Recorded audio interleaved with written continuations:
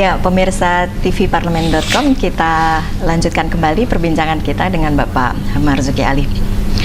Pak, coba ya ini Pak, kira-kira apa lagi nih inisiasi dari DPR ini tentang undang-undang yang pro rakyat yang sedang dijalankan atau mungkin yang sudah selesai yang rakyat belum tahu atau apa ya. Pak? Ya, kalau bicara undang-undang pasti kepentingan bangsa dan negara. Dan kalau bicara secara substantif semuanya kepentingan rakyat. Cuma ada yang rakyat langsung, ada yang tidak langsung. Ya kan? Contoh, undang-undang tentang lembaga keuangan mikro. Yang selama ini ada yang namanya Baitul Mal wat Tamwil, yang payung hukumnya itu hanya koperasi. Ada juga yang namanya LKM, Lembaga Keuangan Mikro, dan itu ada ribuan di Indonesia, nggak ada payung hukumnya. Payung hukum hanya koperasi. Nah, kita buatkan payung hukumnya, dan itu bagus sekali. Karena apa? Justru undang-undang ini mengakomodir kepentingan masyarakat Bali. Masyarakat Bali itu punya semacam BPR juga ya, yang namanya Lembaga Perkreditan Rakyat.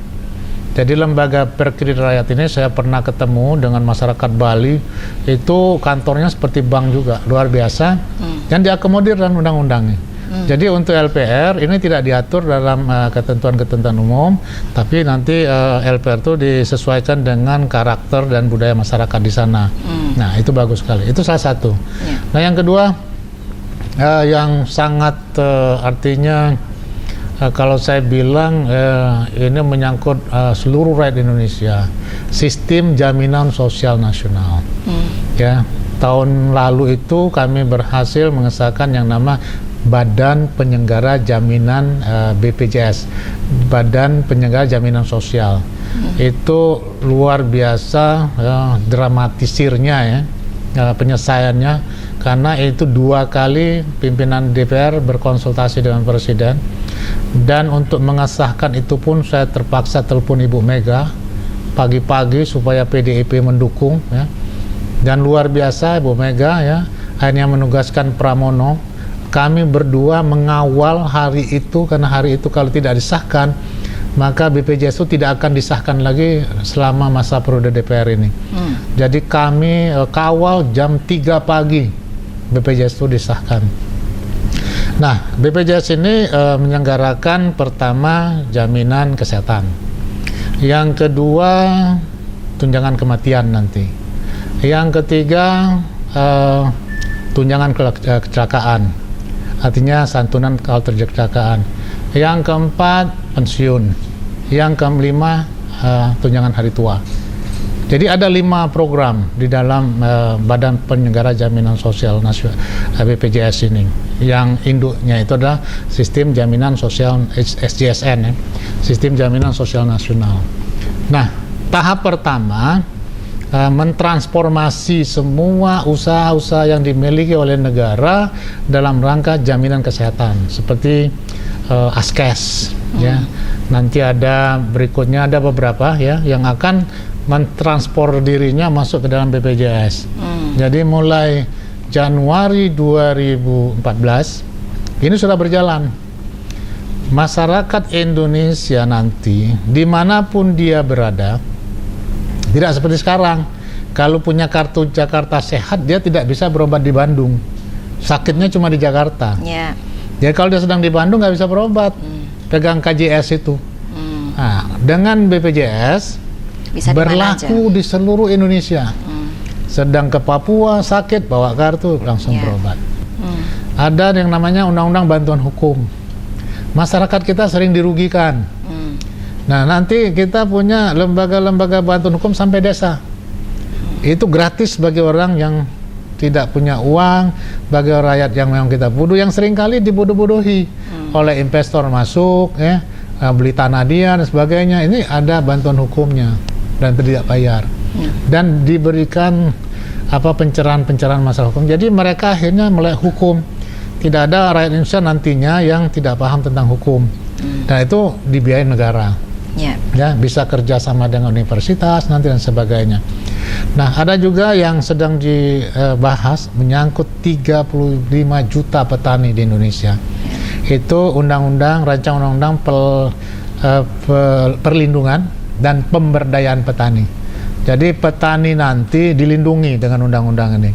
Misalnya gagal panen, itu harus ditutup dengan asuransi. Masalah pupuk, masalah bibit, ya, masalah hasil panen, pemasaran, pendanaan, itu semuanya diatur di dalam undang-undang perlindungan pemberdayaan petani. Artinya apa? Kalau undang-undang ini dilaksanakan, maka mayoritas rakyat Indonesia sudah meningkat kesejahteraan dari miskin menjadi ya paling tidak kurang miskin lah. Ya, kenapa? Banyak petani kita yang miskin. Ini persoalannya. Nah, yang sekarang juga yang sedang dibahas tabungan perumahan rakyat. Ini dimaksudkan adalah untuk masyarakat yang penghasilan rendah, belum mempunyai rumah, atau mempunyai rumah yang tidak layak. Nah, jadi sistemnya sama gotong royong. Bagi masyarakat yang penghasilan tinggi tetap bayar, tetap nabung. Bagi kita yang sudah punya rumah, tetap nabung. Tetap semuanya nabung. Nah, ini akan digunakan untuk masyarakat yang penghasilan rendah, yang tidak mampu, yang rumah yang tidak layak dan belum punya rumah. Itu hanya untuk pembelian rumah pertama. Kalau kedua nggak boleh lagi. Nanti dia istrinya kan 2, nggak boleh itu. Makanya hanya 1 saja dijamin oleh undang-undang ini. Jadi banyak sebetulnya ya, nanti tentang nelayan. Jadi banyak sekali undang-undang yang disiapkan DPR yang rakyat harus tahu bahwa DPR ini bekerja. Bahwa ada yang bolos, komisi itu kan ada 50-an. Yang bolos tuh anggaplah separuhnya masih kerja dan masih ada produknya. Jadi bahwa ada yang bolos, rata-rata kita hadir 60%, itu udah cukup lah untuk menyelesaikan rancangan undang-undang, untuk melaksanakan hak budgetnya, untuk melaksanakan pengawasan dan sebagainya. Semuanya dilakukan dengan baik. Jadi banyak produk-produk ya yang sekarang ini dihasilkan DPR sekarang yang betul-betul berpihak pada rakyat. Nah, mudah-mudahan ya, tolong doanya juga. Ya, ini saya ngawal terus ya, ngawal. Nanti ada juga undang-undang tentang desa. Desa ini luar biasa karena desa ini nggak dibangun-bangun. Banyak sekali desa itu korban daripada pemilu kada. Nah, jadi karena desanya tidak mendukung, nggak dibangun. Nah, nanti dengan undang-undang desa bahwa distribusi ya pembangunan itu sampai ke desa. Nah, ini yang sedang kita siapkan juga. Jadi artinya apa? DPR ini betul-betul mikirin rakyat. Oke deh Pak, coba nanti kita bahas kembali setelah jeda yang berikut ini.